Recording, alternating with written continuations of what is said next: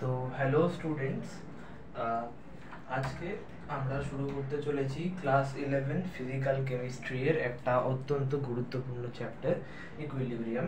তো ইকুইলিব্রিয়াম এই চ্যাপ্টারটাকে দুভাগে ভাগ করা হয়েছে। একটা হলো কেমিক্যাল ইকুইলিব্রিয়াম এবং এই চ্যাপ্টারেরই আরেকটা পার্ট হলো আয়নিক ইকুইলিব্রিয়াম। কেমিক্যাল ইকুইলিব্রিয়াম যে চ্যাপ্টারটা আছে, এই চ্যাপ্টারটা আজকে আমরা শুরু করব, এই পার্টটা আমরা শুরু করব। এই পার্টটা তুলনামূলক ছোট, আমি আশা করছি 1 থেকে 2টো ভিডিওর মধ্যে পার্টটা আমি কমপ্লিট করে ফেলব। আয়নিক ইকুইলিব্রিয়াম চ্যাপ্টারটা বা পার্টটা তুলনামূলক বড়, এই পার্টটা করতে আমাকে 2 থেকে 3টে এমনকি 4টে ভিডিও লাগতে পারে। সেটা ডিপেন্ড করছে আমরা কতগুলো নিউমেরিক্যাল করছি কিংবা কতটা এফোর্ট দিচ্ছি পড়ানোর উপর, তার উপর। আমরা যদি বেশি নিউমেরিক্যালস করি ভিডিওর মধ্যে তাহলে পরে আমরা 4টে ভিডিও পাবো, আর যদি আমরা নিউমেরিক্যাল একটু অ্যাভয়েড করি তাহলে পরে আমরা 2 থেকে 3টে পাবো।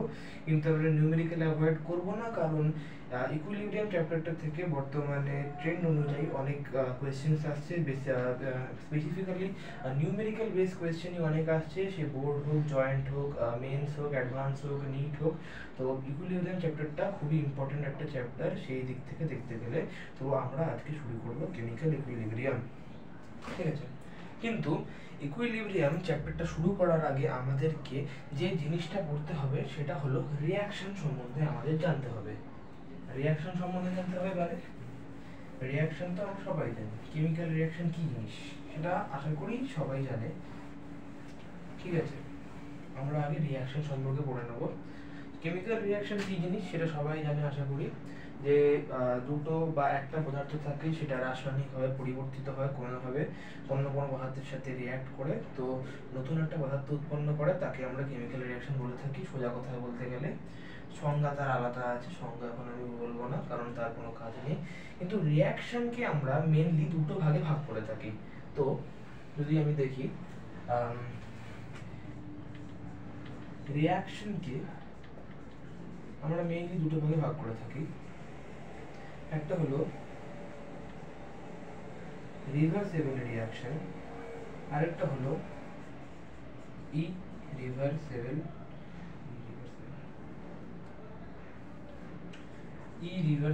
রিঅ্যাকশন। তো রিভার্সেবল রিঅ্যাকশন এবং ইরিভার্সেবল রিঅ্যাকশন এই দুটো জিনিস কি এখন এটা আমরা বুঝবো। ফার্স্টে আমরা পড়বো ইরিভার্সেবল রিঅ্যাকশন সম্পর্কে, ঠিক আছে?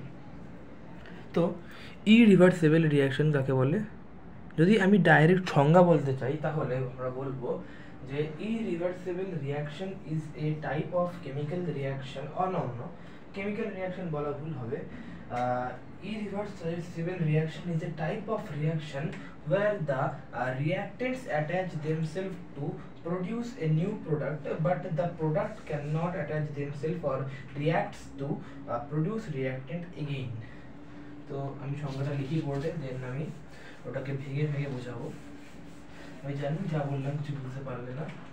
তো আমরা ফার্স্টে পড়বো irreversible reaction.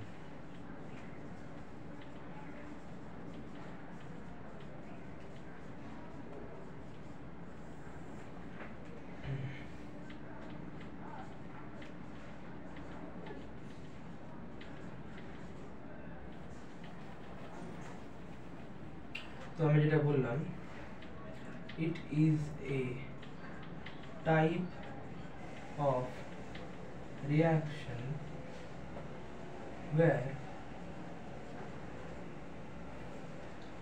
reactant can attach themselves to produce product, but product cannot produce reactants again। তো সংজ্ঞাটাকে আমরা লাইন বাই লাইন ভেঙে পড়বো। তো ফার্স্টে কি বলছে, it is a type of reaction. এটা তো বোঝানোর কিছু নেই যে এটা একটা টাইপ অফ রিঅ্যাকশন, অবশ্যই reversible irreversible reaction is a type of reaction. তারপরে লাইনটা বুঝি, where reactant can attach themselves to produce product। এতটা বুঝবো আগে। তো রিঅ্যাকট্যান্ট আর প্রোডাক্ট কাকে বলে সেটা আগে আমরা বুঝে নিই। একটা কেমিক্যাল রিঅ্যাকশন যদি এরকম হয় যে এ আর বি রিঅ্যাক্ট করে সি প্লাস ডি উৎপন্ন করছে, তাহলে যে দুটো বিক্রিয়া করছে তাদেরকে আমরা বলি রিঅ্যাকট্যান্ট, বাংলায় বলে এটাকে বিক্রিয়ক। আর যে পদার্থ উৎপন্ন হচ্ছে সেটা একটা হোক কিংবা দুটো হোক তাকে আমরা বলবো প্রোডাক্ট। তো আমি আবার বলছি, কোনো একটা রিঅ্যাকশন হচ্ছে, দুটো পদার্থ একে অপরের সাথে রিঅ্যাকশন করছে, আরো দুটো পদার্থ উৎপন্ন করছে, এ বি রিঅ্যাকশন করছে, সি আর ডি উৎপন্ন করছে। তো এ আর বি কে আমরা বলবো রিঅ্যাকট্যান্ট, আর সি আর ডি কে আমরা বলবো প্রোডাক্ট। তো ইরিভার্সিবল রিঅ্যাকশনের সংজ্ঞা আমাদের কি বলছে, যে it is a type of reaction where the reactant can attach themselves to produce product। মানে রিঅ্যাকট্যান্টসরা রিঅ্যাক্ট করে প্রোডাক্ট উৎপন্ন করবে। খুবই বেসিক জিনিস, একটা রিঅ্যাকশন হচ্ছে রিঅ্যাকট্যান্টরা রিঅ্যাক্ট করে প্রোডাক্ট উৎপন্ন করবেই, but the product can not produce reactants again. মানে সি আর ডি বিক্রিয়া করে কখনোই এ আর বি উৎপন্ন করতে পারবে না। ইটস লাইক দ্যাট কি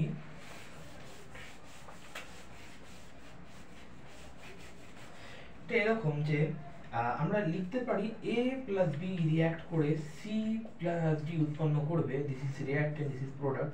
কিন্তু এটা কখনোই হবে না যে সি আর ডি রিঅ্যাক্ট করে এ আর বি উৎপন্ন করছে। It is not possible.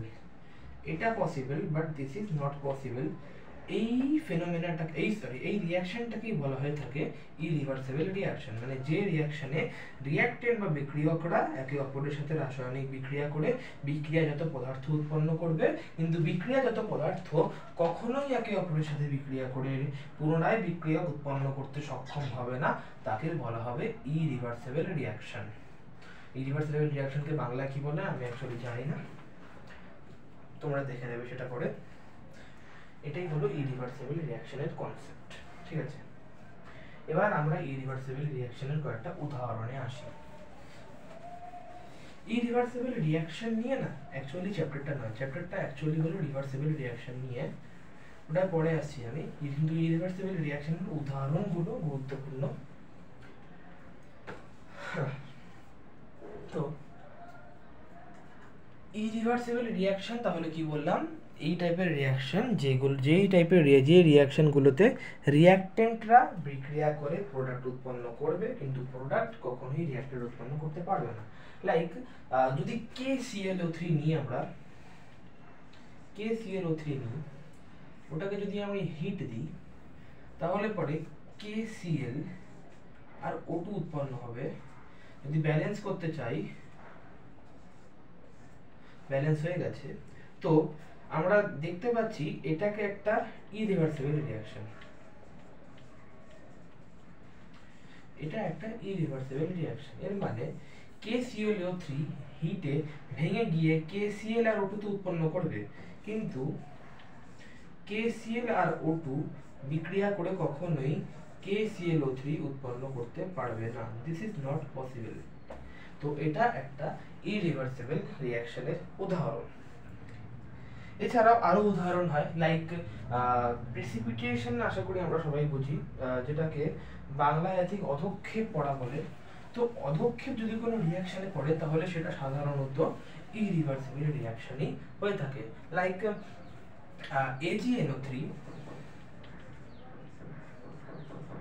AgNO3 R NaCl যদি রিঅ্যাক্ট করে না, তাহলে NaNO3 উৎপন্ন হয়, আর AgCl এর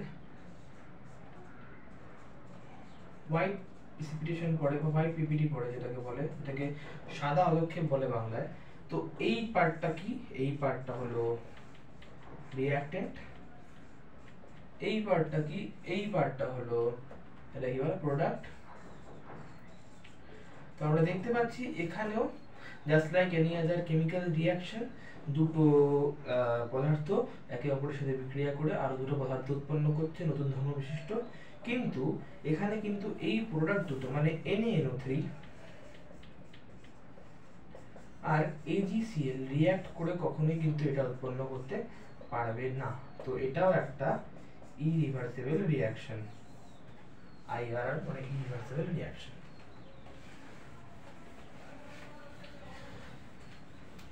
এছাড়াও ইরিভার্সিবল রিঅ্যাকশনের আরো উদাহরণ হয় লাইক যে কোনো প্রকারের কম্বাশন রিঅ্যাকশন, লাইক কার্বনকে আমি অক্সিজেনে পোড়ালাম বা মিথেনকে আমি অক্সিজেনে পোড়ালাম, এই টাইপের রিঅ্যাকশন হলো ইরিভার্সিবল রিঅ্যাকশন। তো আমরা এটা খাতায় লিখে নেব যে any type of combustion reaction is a type of irreversible reaction, ঠিক আছে। এছাড়াও any type of reaction where the কি বলবো any type of reaction where the particle is changed or any type of radioactive changes, okay, any type of radioactive changes is a type of irreversible reaction. radioactive changes মানে কি বোঝাতে চাইছি, আমরা class 9 10 এ পড়ে এসেছি যে একটা মৌল থাকে এরকম, ঠিক আছে, সেই মৌল থেকে কিছু পরিমাণ আলফা কণা বেরিয়ে যায়, কিছু পরিমাণ বিটা কণা বেরিয়ে যায় আর নতুন একটা মৌল উৎপন্ন হয়। তো যে কোনো প্রকারের তেজস্ক্রিয় পরিবর্তনই এক প্রকারের ইরিভার্সিবল রিঅ্যাকশন। এর মানে কি, মানে কোনো একটা তেজস্ক্রিয় পদার্থ যদি আলফা কণা বিটা কণা ছেড়ে দিয়ে নতুন একটা তেজস্ক্রিয় পদার্থ উৎপন্ন করে তাহলে এই রিঅ্যাকশনটাকে বলবো আমরা একটা ইরিভার্সিবল রিঅ্যাকশন। কারণ এই তেজস্ক্রিয় পদার্থ আলফা কণা বিটা কণা ছেড়ে দিয়ে নতুন যে পদার্থটা উৎপন্ন করেছে সেটা থেকে কখনোই এই পদার্থটা পুনরায় ফিরে পাওয়া সম্ভব নয়। তো আমরা কি জানলাম যে any type of radioactive changes is a type of irreversible reaction.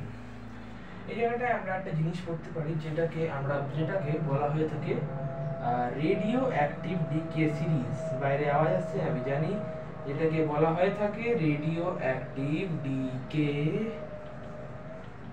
Series. Radioactive decay সিরিজকে সাধারণত কি আওয়াজ হচ্ছে জানি না আমি, রেডিও অ্যাক্টিভ ডিকে সিরিজকে সাধারণত দুই ভাগে ভাগ করা হয়ে থাকে। একটা হলো ন্যাচারাল ডিকে সিরিজ, একটা হলো ন্যাচারাল ডিকে সিরিজ, আর একটা হলো artificial decay series. Natural decay সিরিজে কে আবার তিনটে ভাগে ভাগ করা হয়, একটা হলো 4n সিরিজ, একটা হলো 4n+2 সিরিজ, একটা হলো 4n+3 সিরিজ। 4n সিরিজকে আবার অনেকে এটাকে থোরিয়াম সিরিজও বলে থাকে, এটাকে আবার অনেকে ইউরেনিয়াম সিরিজও বলে থাকে, এটাকে অনেকে আবার অ্যাক্টিনিয়াম সিরিজও বলে থাকে। অনেকেরই প্রশ্ন হতে পারে এখানে 4n 4n+1 4n+3, তো 4n+1 কোথায়? উত্তরটা হলো 4n+1 এখানে। আর্টিফিশিয়াল ডিকে সিরিজের একটাই পার্ট যেটা হলো 4n+1 সিরিজ, এটাকে অনেকে নেপচুনিয়াম সিরিজও বলে থাকে। এই কারণে নামকরণের কারণ 4n এটা হয়েছে এই যে 4n, ঠিক আছে, 4n দিয়ে বোঝানো হচ্ছে যে এই সিরিজে যে সমস্ত মৌলগুলো থাকবে সেগুলোর মাস নাম্বারকে আমরা যদি 4 দিয়ে ডিভাইড করি তাহলে সেটা টোটালি ডিভিজিবল হবে।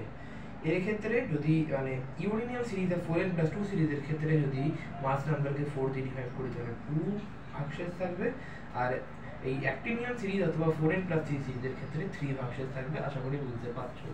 আর এই নামগুলো তো বোঝা গেল যে 4n 4n+1 4n+3 4n+2 কেন হয়েছে, যে 4 দিয়ে মাস নাম্বারকে ভাগ করলে যা ভাগশেষ থাকবে দ্যাট ইজ, তার জন্য এই ধরনের নাম হয়েছে।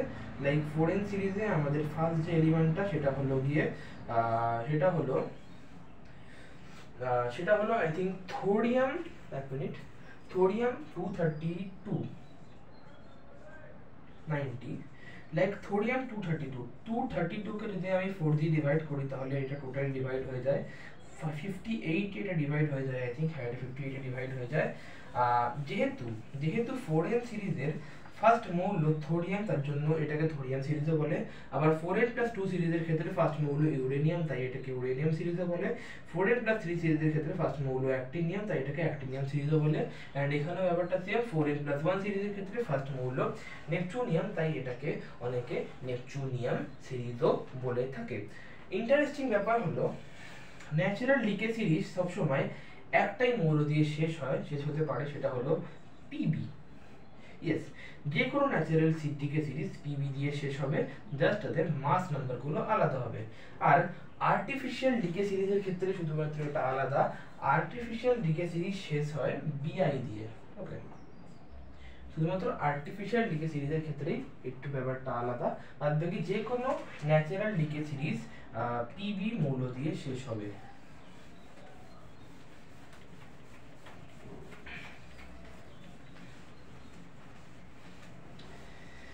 এবার আমরা একটু দেখব, একটু রিঅ্যাকশন গুলোকে দেখে নিই। 4n সিরিজে আসি ফার্স্টে আমরা। 4n সিরিজের ফার্স্ট মৌল যেটা আমরা বলেছিলাম থোরিয়াম 23290, এখান থেকে আসবে পিবি 82 হবে এটা সবসময়। আর আমাদের মনে রাখতে হবে সেটা হলো 4 দিয়ে ভাগ যায়, because this is 4n series. তো এখানে আসবে 208, 4 দ্বারা ওটা ভাগ যায়। এবার আমরা দেখব কতগুলো আলফা কণা বেরিয়েছে, কতগুলো বিটা কণা বেরিয়েছে, তার ফলে এটা এসছে। তো আলফা কণা বের করার জন্য 232 - 208, মাস নাম্বার 24 কমেছে, এটাকে 4 দিয়ে ডিভাইড করা হোক, এর মানে 6 আলফা, এর মানে -6 আলফা, এর মানে 6 খানা আলফা কণা বেরিয়েছে। এগুলো ক্লাস 9 10 এর বেসিক্স, এগুলো ডিপি আমি যাচ্ছি না, কেন হচ্ছে কি হচ্ছে, নাহলে পরে লেকচার অনেক বড় হবে, যেটা আমি চাই না। অযথা বড় জিনিস বড় লেকচার আমি বানাবো না।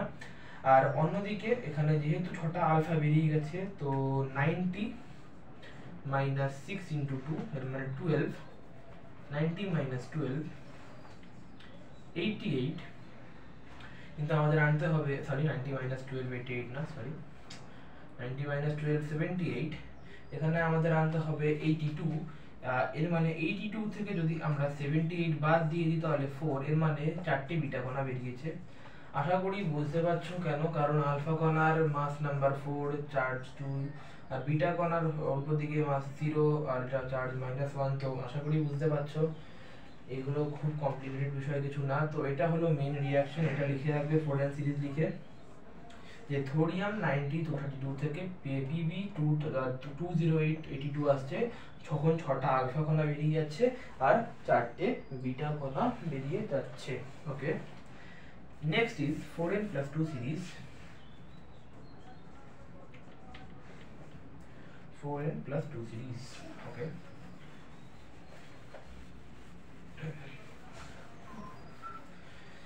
এগুলো অ্যাকচুয়ালি চ্যাপ্টারের মেন পার্ট না, এগুলো একটু বাইরের পড়ার পার্ট, ঠিক আছে? এটা চ্যাপ্টারের মেন পার্ট না, চ্যাপ্টারের মেন পার্ট আসবে এরপরে। তো 4n+2 সিরিজ যেরকম বলেছিলাম ইউরেনিয়াম দিয়ে স্টার্ট হবে, 4n+2 আসবে, এর মানে মোস্ট প্রবাবলি এটা তো 92 হবে, অ্যান্ড মোস্ট প্রবাবলি এটা ভেবে নি তারা, এটা 206 হবে। ওকে, এটা 82 হবে, 206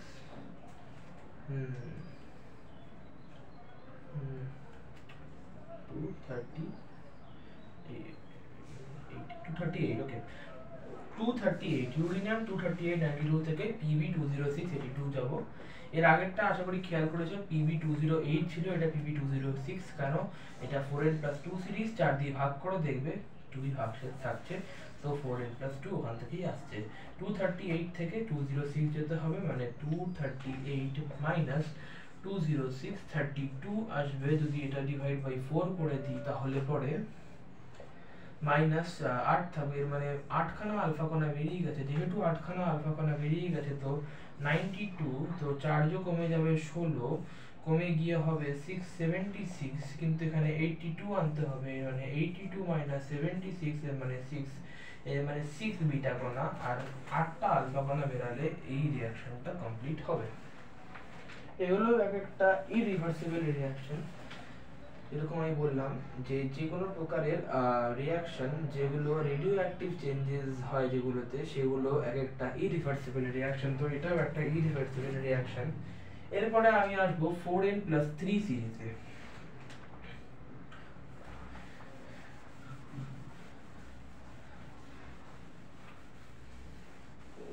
যেরকম বলেছিলাম 4n+3 সিরিজের অপর নাম কি? Actinium series. এর মানে এটা অ্যাক্টিনিয়াম দিয়ে শুরু হয়, আর 92 থাকে এটা, আর মাস নাম্বার হয়ে থাকে এটা 235। তো 235 কে 4 দিয়ে ডিভাইড করে দেখো, 3 ভাগশেষ থাকবে, তো এটা 4n+3 সিরিজের অন্তর্গত। আর যেরকম বলেছিলাম ন্যাচারাল ডিকে সিরিজ চলছে, ন্যাচারাল ডিকে সিরিজ পিবি দিয়ে শেষ হয়, তো 4n+3 আনতে হবে। ইট মিনস এটাকে হতে হবে 207 হতে হবে এটাকে, আর 82। এবার 235 থেকে 207 এর মানে 235 মাইনাস 207 আসবে 28 ডিভাইডেড বাই যদি 4 করি তাহলে 7 খানা আলফা কণা বেরাবে। 92 মাইনাস 7 খানা আলফা কণা বেরিয়ে গেছে মানে 14।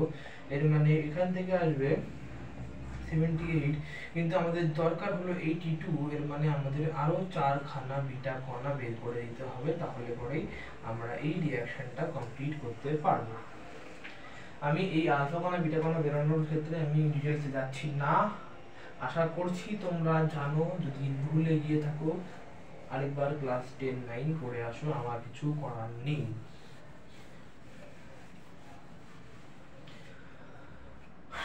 এরপর আমরা আসবো artificial decay series. Artificial decay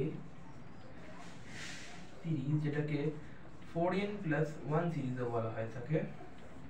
তো যেরকম বলেছিলাম এটা নেপচুনিয়াম দিয়ে শুরু হয়।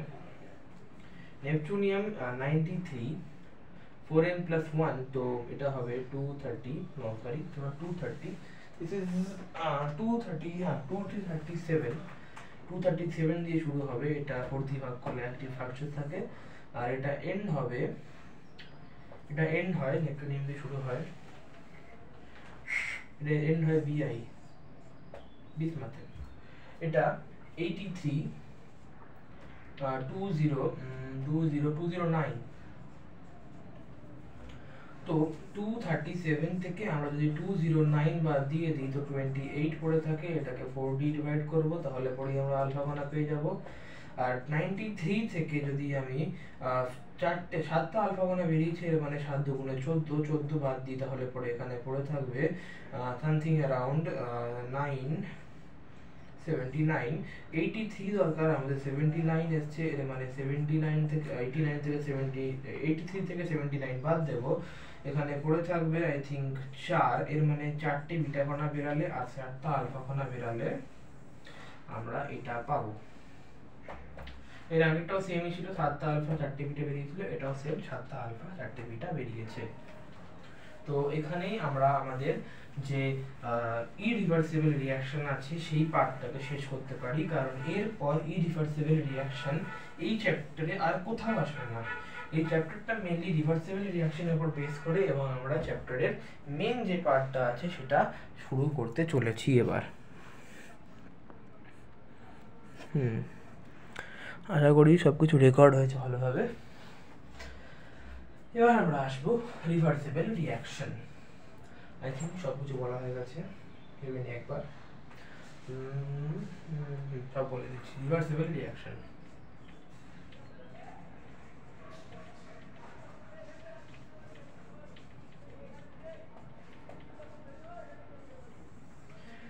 রিভার্সিবল রিঅ্যাকশন কি জিনিস? তো আগে এই রিভার্সিবল রিঅ্যাকশনটা আরেকবার কল আউট করি আমরা।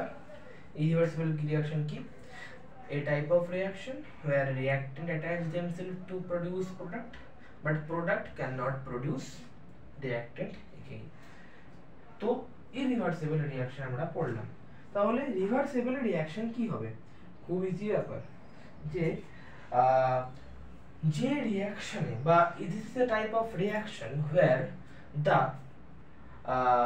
reactant attach themselves to produce product, but the product can also convert to reactant again, is called reversible reaction.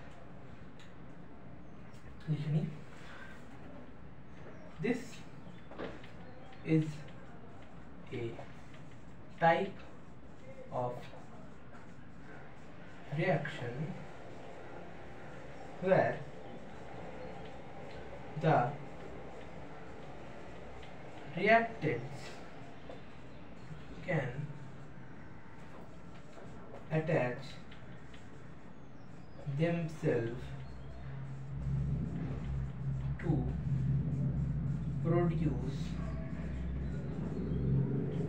product, and the product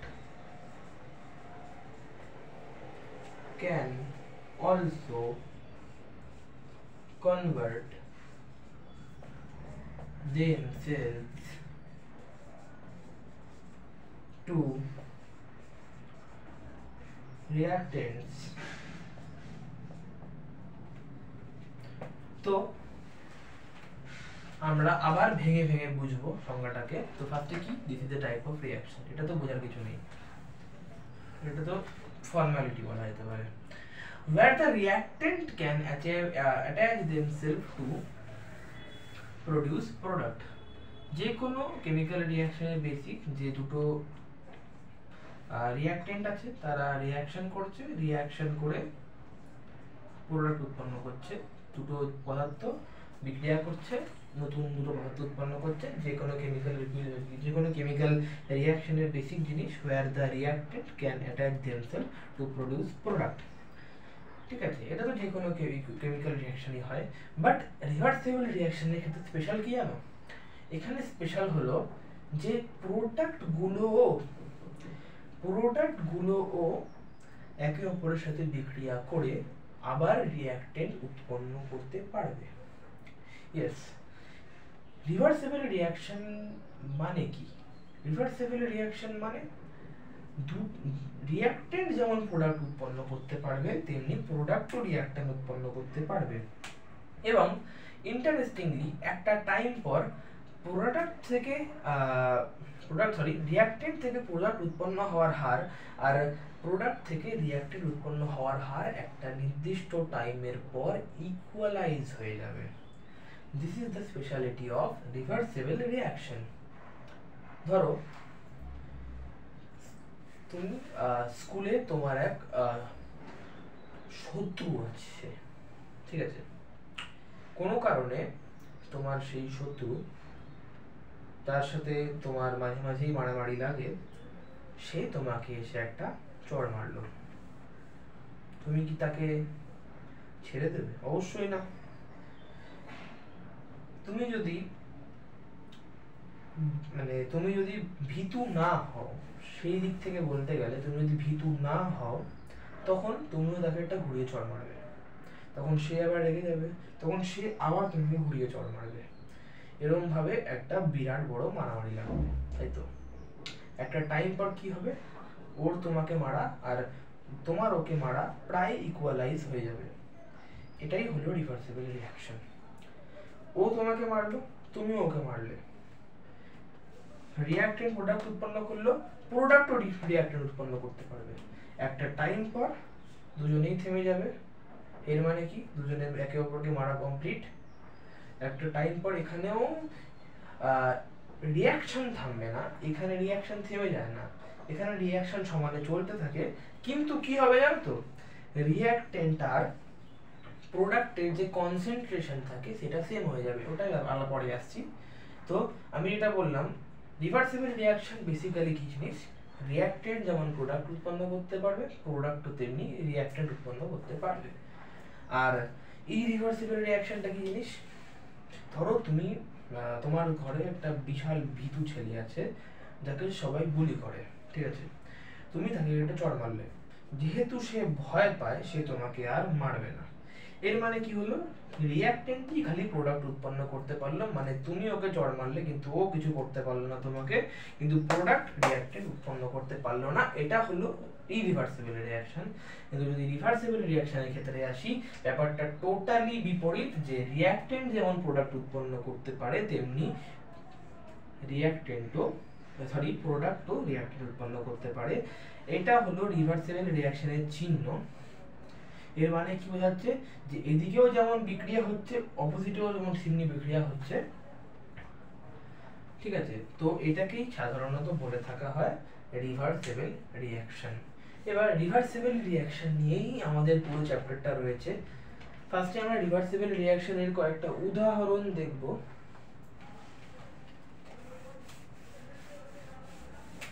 তোমাদের জানা কিছু উদাহরণ আছে রিভার্সেবল রিঅ্যাকশনের, ততক্ষণ দেখে নিই রেকর্ডিং চলছে নাকি ঠিকঠাক।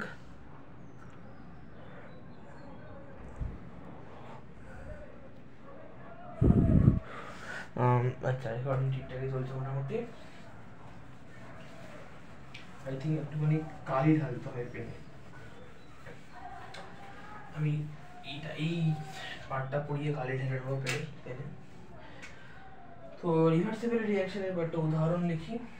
ফার্স্টে হলো নাইট্রোজেন গ্যাসিয়াস আর হাইড্রোজেন, এটাও গ্যাসিয়াসই হয়, নেওয়া হয়। দুটো রিঅ্যাক্ট করে NH3 উৎপন্ন করে, যেটা গ্যাসিয়াস হয়। তো দিস ইজ এটা প্রপার ব্যালেন্স, এটাকে বোস-হেবার প্রসেস বলা হয়। এটা যদিও জানা দরকার নেই এই চ্যাপ্টারের জন্য, অর্গানিক ইনঅর্গানিকে লাগবে এটা, এখানে এই বোস-হেবার নামটা কোনো কাজে লাগবে না। আরো একটা রিঅ্যাকশন আছে তোমাদের চেনা, যে reversible 2SO2 gas O2 gas, reversible 2SO3 যেটাও গ্যাস। এটা তোমরা ক্লাস 10 এ পড়ে এসছো, যেটাকে বলা হয় স্পর্শ পদ্ধতি বা কন্ট্যাক্ট প্রসেস। তো এই টাইপের অনেক রিভার্সেবল রিঅ্যাকশন আছে, অনেক রিভার্সেবল রিঅ্যাকশন আছে, ঠিক আছে। সবগুলো তো লেখা পসিবল না, পড়তে পড়তে আমরা কিছু জানবো, ঠিক আছে। আমি যতক্ষণ কালিটা ঢেলে নিই একটু। তো আরেকবার রিকল করিয়ে নিই, ইরিভার্সিবল রিঅ্যাকশন মানে কি? ইরিভার্সিবল রিঅ্যাকশন মানে তুমি চড় মারছো, সামনের জন তোমায় কিছু বলছে না, সে ভয় পায়, এর মানে রিঅ্যাক্ট্যান্ট প্রোডাক্ট উৎপন্ন করছে কিন্তু প্রোডাক্ট রিঅ্যাক্ট্যান্ট ঘুরিয়ে উৎপন্ন করতে পারছে না। আর রিভার্সিবল রিঅ্যাকশনটা কি জিনিস? রিভার্সিবল রিঅ্যাকশনটা মানে হলো তুমি এমন একজনকে মেরেছো বা এমন একজন তোমাকে মেরেছে যে খুবই সাহসী, তো তুমিও সাহসী সেও সাহসী, দুজনে মিলে মারামারি করে মরছে। তো এটাই হলো রিভার্সিবল রিঅ্যাকশন। এর মানে হলো গিয়ে রিঅ্যাক্ট্যান্টও যেমন প্রোডাক্ট উৎপন্ন করছে তেমনি প্রোডাক্টও বিক্রিয়া করে রিঅ্যাক্ট্যান্ট উৎপন্ন করছে। এবং স্পেশালিটি হলো এটা যে একটা নির্দিষ্ট টাইম অফ রিঅ্যাক্ট্যান্ট থেকে প্রোডাক্ট উৎপন্ন হওয়ার হার আর প্রোডাক্ট থেকে রিঅ্যাক্ট্যান্ট উৎপন্ন হওয়ার হার একটা নির্দিষ্ট টাইম পর ইকুয়ালাইজ হয়ে যায়, এবং একটা নির্দিষ্ট টাইম পর প্রোডাক্ট আর রিঅ্যাক্ট্যান্টের যে কনসেন্ট্রেশন সেটা কনস্ট্যান্ট হয়ে যায়। সেই ব্যাপারটা আমি পরে আসবো, সেই ব্যাপারটা আমি বোঝাবো বিস্তারে। এই ব্যাপারটা অনেকটা গন্ডগোল করে যে কনস্ট্যান্ট হয়ে যায়, কেন হয়ে যায়, সব পড়ানো হবে। কালিটা ঢালা হয়ে গেছে আমার কথা বলতে বলতে, কালি ঢালাই আমার মূল উদ্দেশ্য ছিল, এটা হয়ে গেল আমার।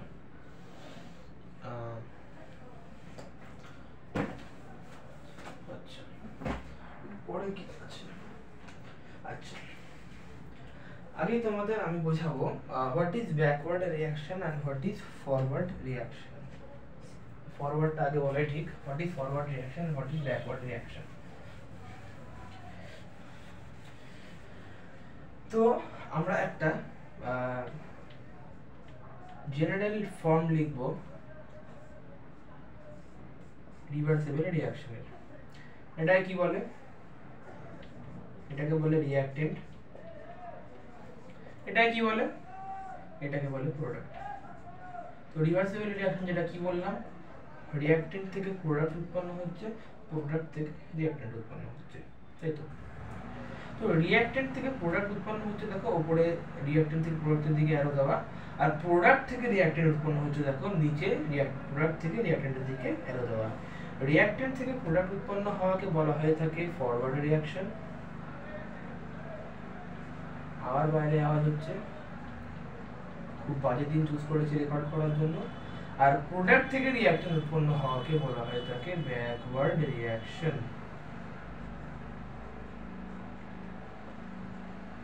এর মানে কি রিঅ্যাকট্যান্ট থেকে প্রোডাক্ট যে উৎপন্ন হচ্ছে ওটা ফরওয়ার্ড রিঅ্যাকশন, প্রোডাক্ট থেকে রিঅ্যাকট্যান্ট উৎপন্ন হচ্ছে ওটা ব্যাকওয়ার্ড রিঅ্যাকশন, এর বেশি আর কিছুই না, সিম্পল ব্যাপার।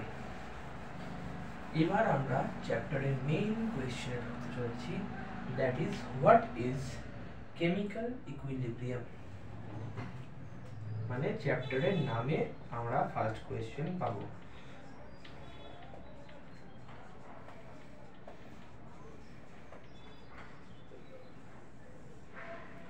তো কেমিক্যাল ইকুইলিব্রিয়াম এটাকে যদি আমি সংজ্ঞার মাধ্যমে প্রকাশ করতে চাই, আমি বলবো chemical equilibrium is a phenomena where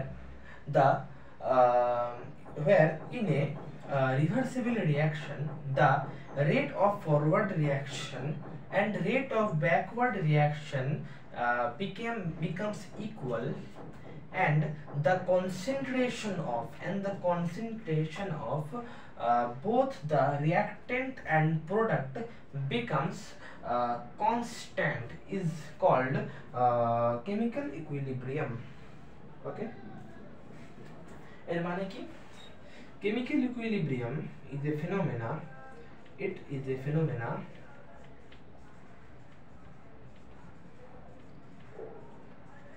where the rate of forward reaction যেটাকে আমরা RF দিয়ে প্রকাশ করব, and rate of backward reaction যেটাকে আমরা RB দিয়ে প্রকাশ করব, becomes not constant, same or equal, and the concentration of both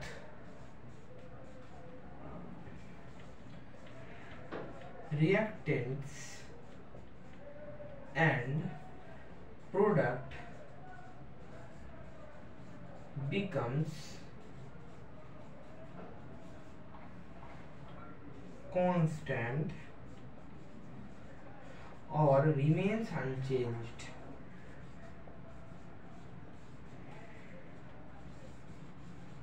এখানে একটা কথা লিখতে ভুলে গেছি আমি, এখানে লিখে নাও ইন এ রিভার্সিবল রিঅ্যাকশন। এটা লিখতে হবে কারণ ইরিভার্সিবল রিঅ্যাকশনের ক্ষেত্রে কেমিক্যাল ইকুইলিব্রিয়াম অ্যাচিভ করা বা কেমিক্যাল ইকুইলিব্রিয়াম দেখা যাওয়া কখনোই সম্ভব নয়। তো কি বলছে, ইন এ রিভার্সিবল রিঅ্যাকশন মানে একটা রিভার্সিবল রিঅ্যাকশনে ইট ইজ এ ফিনোমেনা হোয়ার,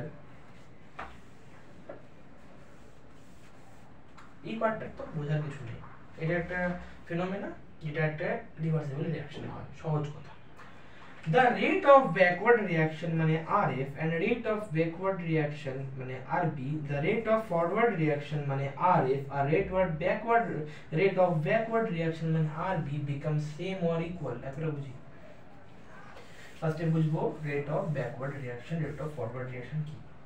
আমরা দেখলাম A plus B reversible, C plus D, reactant থেকে প্রোডাক্ট উৎপন্ন হওয়াটাকে বলা হয় ফরওয়ার্ড রিঅ্যাকশন, প্রোডাক্ট থেকে রিঅ্যাকট্যান্ট উৎপন্ন হওয়াটাকে বলা হয় backward reaction. Rate of forward reaction মানে কি, মানে নির্দিষ্ট সময়ের হারে যে পরিমাণে রিঅ্যাকট্যান্ট থেকে প্রোডাক্ট উৎপন্ন হচ্ছে, আর রেট অফ ব্যাকওয়ার্ড রিঅ্যাকশন মানে কি, যে নির্দিষ্ট সময়ের পরিবর্তনে যে হারে প্রোডাক্ট থেকে রিঅ্যাকশন উৎপন্ন হচ্ছে তাকে আমরা রেট অফ ব্যাকওয়ার্ড রিঅ্যাকশন বলবো। এর মানে এর উপর আমরা আরএফ লিখতে পারি, এর উপর আমরা আরবি লিখতে পারি। আরেকবার বলছি, রেট অফ ফরওয়ার্ড রিঅ্যাকশন মানে হলো নির্দিষ্ট সময় পরিবর্তনে যে হারে অথবা একক সময়ের পরিবর্তনে যে হারে রিঅ্যাকট্যান্ট থেকে প্রোডাক্ট উৎপন্ন হচ্ছে তাকে আমরা রেট অফ ফরওয়ার্ড রিঅ্যাকশন বলবো। আর নির্দিষ্ট সময়ের পরিবর্তনে যে হারে প্রোডাক্ট থেকে রিঅ্যাকট্যান্ট উৎপন্ন হচ্ছে তাকে আমরা ব্যাকওয়ার্ড রিঅ্যাকশন বলবো, মানে রেট অফ ব্যাকওয়ার্ড রিঅ্যাকশন বলবো। এর মানে RF ইকুয়ালস টু RB হয়ে যায়। এর মানে যে হারে প্রোডাক্ট রিঅ্যাকট্যান্ট থেকে প্রোডাক্ট উৎপন্ন হচ্ছে ঠিক সেম হারে প্রোডাক্ট থেকে রিঅ্যাকট্যান্ট উৎপন্ন হবে, ঠিক আছে। এটা কি এই লাইনটাই লেখা আছে, the RF and RB become same or equal, এর মানে the rate of forward reaction and the rate of backward reaction become same or equal. এটা বোঝালাম। আরেকটা line, and the concentration of both reactant and products becomes constant or remains unchanged. এখানে ছেলেরা গন্ডগোল করে। লাইনটা ভালোভাবে পড়ো আর তোমরা নিজেরা ভাবো কি বলতে চাইছে, যে concentration of both reactants and product becomes constant or remains unchanged। এর মানে অ্যাকচুয়ালি যে ধরো আমরা a x পরিমাণ নিয়ে কাজ শুরু করলাম, b কেও x পরিমাণ নিয়ে কাজ শুরু করলাম। এবার রিঅ্যাকশন করার পর y পরিমাণ c আর y পরিমাণ d উৎপন্ন হলো। এবার এই লাইনটার মাধ্যমে কি বলতে চাইছে, the concentration of both reactants and product becomes constant। আরেকবার বলি, x পরিমাণ a x পরিমাণ b নিয়ে কাজ শুরু করলাম, বিক্রিয়ার পর ফার্স্টে তো x কমে z পরিমাণ a z পরিমাণ b বেঁচে রইলো, x টা কমবে তো কারণ রিঅ্যাকশন করছে কিছুটা। তারপর y পরিমাণ c আর y পরিমাণ d উৎপন্ন হলো, ঠিক আছে। এন্ড তারপরেই rate of forward reaction rate of backward reaction equalise হয়ে গেল এই পরিস্থিতিতে। এর মানে এটা বলতে চাইছে না যে কনসেন্ট্রেশন অফ রিঅ্যাক্টেন্ট আর প্রোডাক্ট সেম হয়ে যাবে, এটা কিন্তু বলছে না, যে কখনোই বলছে না যে concentration of reactant concentration of product same হয়ে যাবে। এর মানে z is not equals to y, z কিন্তু কখনোই y এর ইকুয়াল হবে না, কনসেন্ট্রেশন সেম হবে না, বাট z কনস্ট্যান্ট হয়ে যাবে, y কনস্ট্যান্ট হয়ে যাবে, ঠিক আছে। কনসেন্ট্রেশন কিন্তু কখনো সেম হয় না, ঠিক আছে, সেম হতে পারে, ডিপেন্ড করছে কি রিঅ্যাকশন হচ্ছে তার উপর, মানে রিঅ্যাকশনটা কি কি পদার্থ নিয়ে করা হচ্ছে, কি কি উৎপন্ন করছে তার উপর সেম হতেও পারে, কিন্তু সেম যে হবে এরকম কিন্তু বলছে না। যেটা হবেই বলছে সেটা হলো কনসেন্ট্রেশন অফ রিঅ্যাক্টেন্ট আর কনসেন্ট্রেশন অফ প্রোডাক্ট একটা নির্দিষ্ট টাইমের পর কি হবে, কনস্ট্যান্ট হয়ে যাবে, দে উইল রিমেন আনচেঞ্জড, তারা চেঞ্জ হবে না। মানে ওই নির্দিষ্ট টাইমের পর যখন তারা ইকুইলিব্রিয়াম অ্যাচিভ করলো বা সাম্য অবস্থায় আসলো তাদের, তারপর ওই দ্রবণের মধ্যে বা সলিউশনের মধ্যে কনসেন্ট্রেশন অফ রিঅ্যাক্টেন্ট বা বিক্রিয়কের কনসেন্ট্রেশন অথবা প্রোডাক্টের কনসেন্ট্রেশন বা বিক্রিয়াজাত পদার্থের কনসেন্ট্রেশনের কোনো প্রকার পরিবর্তন হবে না, তারা কিন্তু ইকুয়াল হয়ে যাবে না। আমি আবার বলছি, তারা ইকুয়াল হয়ে যাবে না, কিন্তু তাদের কনসেন্ট্রেশন কনস্ট্যান্ট হয়ে যাবে, মানে তাদের কনসেন্ট্রেশনের কোনো প্রকার পরিবর্তন ওই সময়ের পর বা ইকুইলিব্রিয়াম অ্যাচিভ করার পর আর হবে না, যতক্ষণ না আমরা বাইরে থেকে কোনো প্রকারের বাধা সৃষ্টি করছি, সেটা ভৌতিক কোনো বাধা হতে পারে, অথবা যদি আমরা কোনো কারণে অন্য কোনো বিক্রিয়ক পদার্থ মিশিয়ে দিই যার ফলে বিক্রিয়াটা আবার শুরু হয়ে গেল, ঠিক আছে। তো যতক্ষণ না আমরা ওটাকে টাচ করছি কোনোভাবে বা কোনোভাবে ওটাকে ডিস্টার্ব করছি, ইকুইলিব্রিয়াম পয়েন্ট অ্যাচিভ করার পর কিন্তু বা সাম্য অবস্থায় চলে আসার পর কিন্তু concentration of reactant concentration of product পরিবর্তন হবে না, অপরিবর্তিত অবস্থায় থাকবে, তারা কিন্তু ইকুয়াল হয়ে যাবে। আমি একবারও বলিনি তারা পরিবর্তন হবে না, এটাকেই বলা হয়ে থাকে কেমিক্যাল ইকুইলিব্রিয়াম। তো 44 মিনিটের ভিডিও, ভেরি মাচ লং, আমি জাস্ট গ্রাফ করাবো, ছেড়ে দেবো তারপর। আর ডাইনামিক ইকুইলিব্রিয়াম ওই পার্টটা আই থিংক বলে দেবো আমি। তো আমরা গ্রাফিক্যাল রিপ্রেজেন্টেশনে আসি একটু। যদি গ্রাফিক্যাল রিপ্রেজেন্টেশন দেখি আমি কেমিক্যাল ইকুইলিব্রিয়ামের, যদি আমি টাইমের সঙ্গে রেট অফ রিঅ্যাকশনের একটা গ্রাফ প্লট করি, তাহলে রেট অফ, দেখো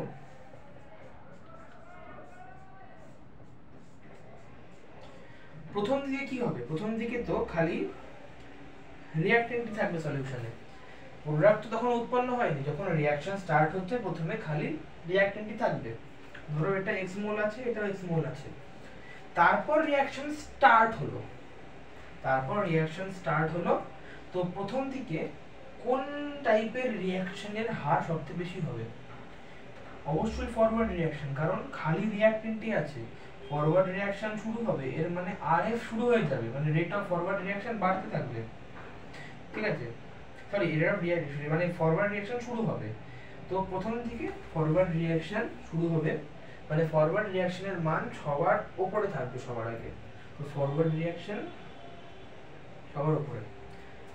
আর অন্যদিকে রিঅ্যাকশন তো শুরু হয়নি, এর মানে ব্যাকওয়ার্ড, মানে যতক্ষণ না পর্যন্ত সিআরডি উৎপন্ন হচ্ছে তখন তো ততক্ষণ পর্যন্ত ব্যাকওয়ার্ড রিঅ্যাকশন শুরু হওয়ার কোনো চান্সই নেই, এর মানে ততক্ষণ পর্যন্ত ব্যাকওয়ার্ড রিঅ্যাকশনের হার 0 থাকবে, মানে ফরওয়ার্ড রিঅ্যাকশন যখন সব থেকে বেশি হবে তখন ব্যাকওয়ার্ড রিঅ্যাকশন 0 হবে। এরপর দেখো কিছু পরিমাণ C+D উৎপন্ন হলো, মানে সিআরডি উৎপন্ন হলো বা প্রোডাক্ট উৎপন্ন হলো কিছু পরিমাণ, প্রোডাক্ট উৎপন্ন হওয়ার পর কিন্তু ফরওয়ার্ড রিঅ্যাকশনের মান ধীরে ধীরে ধীরে ধীরে ধীরে ধীরে কমতে থাকবে। কেন কমবে? ইকুইলিব্রিয়াম পয়েন্ট অ্যাচিভ করতে হবে, তো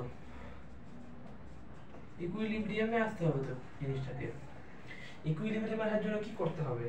রেট অফ ফরওয়ার্ড রিঅ্যাকশন আর rate of backward reaction equalise করতে হবে, তো রেট অফ ফরওয়ার্ড রিঅ্যাকশন ধীরে ধীরে কমবে আর রেট অফ ব্যাকওয়ার্ড রিঅ্যাকশন ধীরে ধীরে বাড়বে। কেন বাড়বে? যেহেতু প্রোডাক্টের কনসেন্ট্রেশন ধীরে ধীরে বাড়বে, তো সেহেতুই রেট অফ ব্যাকওয়ার্ড রিঅ্যাকশন ধীরে ধীরে বাড়তে থাকবে, তো রেট অফ ফরওয়ার্ড রিঅ্যাকশন ধীরে ধীরে কমতে কমতে কমতে কমতে এরকম চলে যাবে, আর রেট অফ ব্যাকওয়ার্ড রিঅ্যাকশন ধীরে ধীরে কমতে কমতে কমতে কমতে টাইমের সাথে সাথে একসাথে তারা মিলে যাবে, আর একটা টাইমের পর rate of backward reaction equal to rate of forward reaction হয়ে যাবে। তো এটা ফরওয়ার্ড রিঅ্যাকশনের গ্রাফ, এটা রেট অফ ব্যাকওয়ার্ড রিঅ্যাকশনের গ্রাফ, আর একটা টাইম পর তারা ইকুয়ালাইজ হয়ে যাচ্ছে। তো রেট অফ রিঅ্যাকশনের সাথে টাইমের যদি আমরা গ্রাফ প্লট করি একটা কেমিক্যাল ইকুইলিব্রিয়ামের ক্ষেত্রে, তাহলে পরে আমরা এই গ্রাফটা পাবো। এরপর আমরা যে গ্রাফটা করব সেটার উত্তর তোমরা দেবে, আমি এতক্ষণ ধরে বুঝিয়েছি সেটার উত্তর তোমরা দেবে। গ্রাফটা বোঝায়নি, কিন্তু গ্রাফের কনসেপ্টটা এতক্ষণ ধরে আমি বলে দিয়েছি। এবার আমরা কনসেন্ট্রেশনের সঙ্গে গ্রাফ প্লট করব।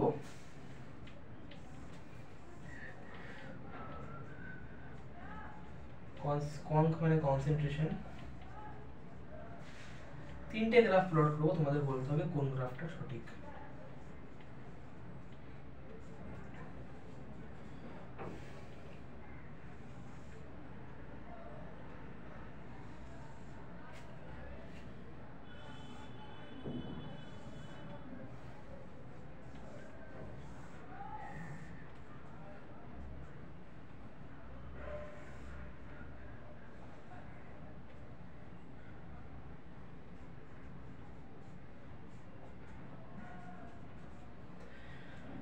এই যে এটা যে আছে এটা হলো প্রোডাক্ট, এটা মিনিট, এটা হলো এটা হলো রিঅ্যাকট্যান্টের গ্রাফ, আর যেটা উপরে দিয়ে গেছে এটা হলো প্রোডাক্টের গ্রাফ। এটা তো আশা করি বলার কিছু নেই যে একটা কেমিক্যাল ইকুইলিব্রিয়ামে রিঅ্যাকট্যান্ট ধীরে ধীরে কমবে আর অন্যদিকে প্রোডাক্ট ধীরে ধীরে বাড়বে, এটা তো এমন কিছু বলার নেই। কেমিক্যাল ইকুইলিব্রিয়াম হলো যে কোনো কেমিক্যাল রিঅ্যাকশনের ক্ষেত্রেই রিঅ্যাকট্যান্ট কমতে থাকে প্রোডাক্ট বাড়তে থাকে। এখানেও সেম ব্যাপারটা, এটা রিঅ্যাকট্যান্ট মানে আর, এটা প্রোডাক্ট মানে পি, এটা রিঅ্যাকট্যান্ট মানে আর, এটা প্রোডাক্ট মানে পি। তোমাদের উত্তর দিতে হবে, এটা তো রিঅ্যাকশন, এটা কিছু না, যে এই তিনটে কনসেন্ট্রেশন ভার্সেস টাইম গ্রাফের মধ্যে কোনটা সঠিক। 5 সেকেন্ড ভাবো, ভেবে উত্তর দাও, যতক্ষণ দেখি রেকর্ডিং কেমন চলছে। এভরিথিং ইজ ফাইন, ওকে। তো আশা করি তোমাদের উত্তর হয়ে গেছে, ভিডিও পজ করে উত্তর বলেছো তোমরা। এবার আমরা উত্তরে আসি, উত্তরে আসবো না, আমরা বুঝবো ব্যাপারটাকে। আমি কি বলেছিলাম, কেমিক্যাল ইকুইলিব্রিয়ামে প্রোডাক্ট আর রিঅ্যাকট্যান্টের কনসেন্ট্রেশন একটা নির্দিষ্ট টাইম পর কনস্ট্যান্ট হয়ে যাবে। প্রোডাক্টের কনসেন্ট্রেশন টাইমের সঙ্গে সঙ্গে বাড়বে, অবশ্যই স্বাভাবিক ব্যাপার, যে কোনো কেমিক্যাল রিঅ্যাকশনে হয়। আর রিঅ্যাকটেন্টের কনসেন্ট্রেশন সময়ের সঙ্গে সঙ্গে কমবে, এটা তো সব গ্রাফেই দেখা যাচ্ছে। কিন্তু আমাদের এটা দেখতে হবে যে কোন গ্রাফে তারা কনস্ট্যান্ট হচ্ছে। এই গ্রাফে দেখো রিঅ্যাকটেন্ট কমছে কমছে কমছে কমছে, প্রোডাক্ট বাড়ছে বাড়ছে বাড়ছে বাড়ছে, একটা টাইম পর দেখো তারা কনস্ট্যান্ট হয়ে গেছে। একটা নির্দিষ্ট টাইম পর তারা কনস্ট্যান্ট হয়ে গেছে, মানে তারা ইকুইলিব্রিয়াম পয়েন্ট অ্যাচিভ করে নিয়েছে। যেহেতু তাদের কনসেন্ট্রেশন কনস্ট্যান্ট, মানে এই গ্রাফটা সঠিক। এখানেও সেম ব্যাপার, রিঅ্যাকটেন্ট কমছে, প্রোডাক্ট বাড়ছে, একটা নির্দিষ্ট টাইম পর তাদের ইকুইলিব্রিয়াম পয়েন্ট অ্যাচিভ হয়ে গেছে, অথবা তাদের যে কনসেন্ট্রেশন আছে সেটা কনস্ট্যান্ট হয়ে গেছে। এই গ্রাফটা কি ভুল? না, এই গ্রাফটাও সঠিক। আমি হয়তো বলিনি যে ইকুয়াল হবে, কিন্তু এটাও বলিনি যে ইকুয়াল হতে পারে না। ইকুয়াল রিঅ্যাকটেন্ট আর প্রোডাক্টের কনসেন্ট্রেশন হতেই পারে, it can, maybe it will happen, maybe not, but এটা কখনোই বলিনি যে এটা হবেই না। এটা হতেও পারে, নাও হতে পারে। আমাদের জাস্ট দেখতে হবে যে তারা কনস্ট্যান্ট হচ্ছে কিনা। ইকুয়াল হওয়াটা দেখাটা আমাদের কাজ নয়। এখানে কনস্ট্যান্ট হয়ে যাচ্ছে নির্দিষ্ট টাইম পর, রিঅ্যাকটেন্ট কমছে কনস্ট্যান্ট হয়ে, আর প্রোডাক্টও কমছে, তারা একটা টাইম পর কনস্ট্যান্ট হয়ে যাচ্ছে। তো এটাও সঠিক। তো তিনটা গ্রাফই সঠিক ছিল। কতজন ঠিক করবে কমেন্ট করে জানাবে। এবার আমরা জানাবো একটা লাস্ট জিনিস পড়ে ছেড়ে দেবো, সেটা হলো ভাই chemical equilibrium is called dynamic equilibrium. এটা আজকে লাস্ট টপিক হয়ে চলেছে। Why chemical equilibrium is called dynamic equilibrium? First dynamic মানেটা বুঝবো আমরা। ডাইনামিক মানে চলমান, ইজি। এবার কেমিক্যাল ইকুইলিব্রিয়ামকে ডাইনামিক ইকুইলিব্রিয়াম কেন বলা হচ্ছে? কেমিক্যাল ইকুইলিব্রিয়াম কি হয়, রিঅ্যাকটেন্ট থাকে, রিঅ্যাকটেন্ট থেকে প্রোডাক্ট উৎপন্ন হয়। এবার প্রোডাক্ট যখন উৎপন্ন হলো, যখন একটা নির্দিষ্ট কনসেন্ট্রেশনে পৌঁছালো, তখন ধীরে ধীরে প্রোডাক্ট থেকেও রিঅ্যাকটেন্ট উৎপন্ন হওয়া শুরু হয়। এবার এই হতে হতে হতে হতে কি হয়, আমরা যেটা পড়ে আসলাম যে রেট অফ ফরওয়ার্ড রিঅ্যাকশন আর রেট অফ ব্যাকওয়ার্ড রিঅ্যাকশন একটা টাইম পর ইকুয়ালাইজ হয়ে যায়। এটাই আমরা ছুটি গেছি এতক্ষণ ধরে। তো এটাকে ডাইনামিক বা চলমান কেন বলা হচ্ছে? উদাহরণ দিয়ে বলি, তোমার স্কুলের সেই বন্ধুর চড় মারা মনে করো। তোমার বন্ধু তোমাকে চড় মারলো, তুমি বন্ধুকে চড় মারলে, তোমার বন্ধু আবার তোমাকে মারলো, তুমি আবার বন্ধুকে মারলে, তুমি আবার তোমার বন্ধু আবার তোমাকে মারলো, তুমি আবার তাকে মারলে। ব্যাপারটা চলতে থাকছে, ব্যাপারটা থামছে না। কেমিক্যাল রিঅ্যাকশন বা কেমিক্যাল ইকুইলিব্রিয়াম ঠিক এরকমই। ব্যাপারটা হয়তো ইকুয়ালাইজ হয়ে যাচ্ছে, সে তোমাকে মারছে তুমি তাকে মারছো, ব্যাপারটা ইকুয়ালাইজ হয়ে যাচ্ছে, দুজনের ক্ষেত্রে দুজনেই দুজনের দিক থেকে ঠিকঠাক আছে, দুজনেই দুজনকে সেম বার মেরেছে। এই দিক দিয়ে দেখতে গেলে দুজনেই দুজনের দিক দিয়ে ঠিক আছে, কিন্তু ব্যাপারটা কিন্তু থামছে না, সমানে চলছে। যদিও ব্যাপারটা ইকুয়ালাইজ হয়ে গেছে, কিন্তু ব্যাপারটা থামছে না। দেখো আমরা এখানে কি বলছি, যে রেট অফ ব্যাকওয়ার্ড রিঅ্যাকশনের সাথে rate of forward reaction equal হয়ে যাচ্ছে। আমরা কি কখনো বলেছি যে রেট অফ ফরওয়ার্ড রিঅ্যাকশন বা rate of backward reaction zero হয়ে যাচ্ছে? কখনো বলিনি। এর মানে রিঅ্যাকশনটা কিন্তু সমানে চলছে, রিঅ্যাকশনটা ইকুইলিব্রিয়াম পয়েন্ট অ্যাচিভ করার পরেও চলছে, তারা কিন্তু থেমে যাচ্ছে না। যে হারে রিঅ্যাকটেন্ট থেকে প্রোডাক্ট উৎপন্ন হচ্ছে, ঠিক সেই হারেই প্রোডাক্ট থেকে সমানে রিঅ্যাকটেন্ট উৎপন্ন হচ্ছে। এবং আপাতভাবে দেখতে গেলে ব্যাপারটাকে যদি আমরা দেখি, তাহলে দ্রবণে বা সলিউশন যেটা আছে ওটায় রিঅ্যাকটেন্ট আর প্রোডাক্টের যে কনসেন্ট্রেশন সেটা কনস্ট্যান্ট হয়ে গেলেও তারা কিন্তু রিঅ্যাকশন করা থামছে না। কনস্ট্যান্ট আমরা কেন দেখতে পাচ্ছি? কারণ রেট অফ ব্যাকওয়ার্ড রিঅ্যাকশন আর rate of forward reaction equal, তার জন্যই আমাদের কনসেন্ট্রেশনকে চেঞ্জ দেখতে পাচ্ছি না। জাস্ট লাইক চড় মারা তোমার বন্ধুর সাথে, তুমি তাকে মারছো, সে তোমাকে মারছে, দুজনের দিক থেকে ব্যাপারটা ইকুয়ালাইজ হয়ে যাচ্ছে, কিন্তু ব্যাপারটা তো থামছে না, ব্যাপারটা তো সমানে চলে যাচ্ছে। আপাতভাবে এখানেও যদি আমরা দেখি, তাহলে পরে রিঅ্যাকশনটা মনে হবে থেমে গেছে, সবকিছু কনস্ট্যান্ট হয়ে গেছে, কিন্তু না। আমরা এখানে যে মেইন ওয়ার্ডটা ইউজ করছি সেটা হলো রেট অফ ব্যাকওয়ার্ড আর rate of forward reaction, they became equal, they never became zero. তারা কখনো জিরো হচ্ছে না, তারা ইকুয়াল হয়ে যাচ্ছে। এর জন্য কেমিক্যাল রিয়াকশনটা সমানে চলছে, সমানে চলতে থাকছে, কিন্তু ফরওয়ার্ড রিয়াকশন এর মানে রিয়াক্ট্যান্ট থেকে প্রোডাক্ট উৎপন্ন হওয়া আর প্রোডাক্ট থেকে রিয়াক্ট্যান্ট উৎপন্ন হওয়া থামছে না, তারা সমানে চলে যাচ্ছে।